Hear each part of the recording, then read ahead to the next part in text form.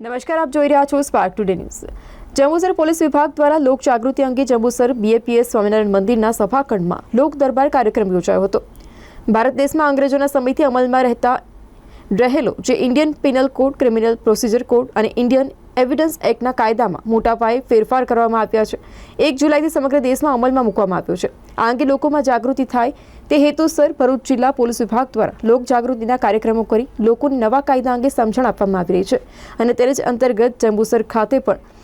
આજે સભાખંડમાં છે બીએપીએસ સ્વામિનારાયણ મંદિરના સભાખંડમાં લોક દરબારનો કાર્યક્રમ યોજાયો હતો। ભારત સરકાર દ્વારા જે આપણા જૂના કાયદાઓ જે ચાલતા હતા અંગ્રેજો સમયમાં, એ કાયદાઓમાં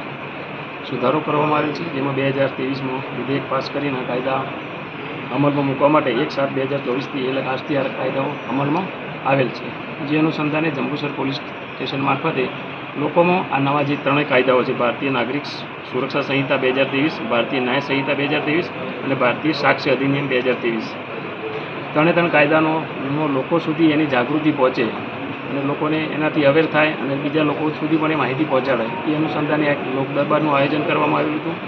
જેમાં લગભગ આશરે 150-200 લોકો જંબુસર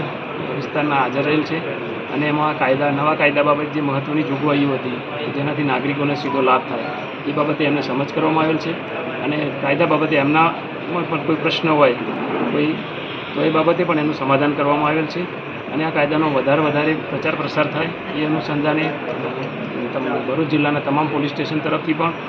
અત્યારે લોક દરબાર કરવામાં આવી રહેલ છે અને હજુ પણ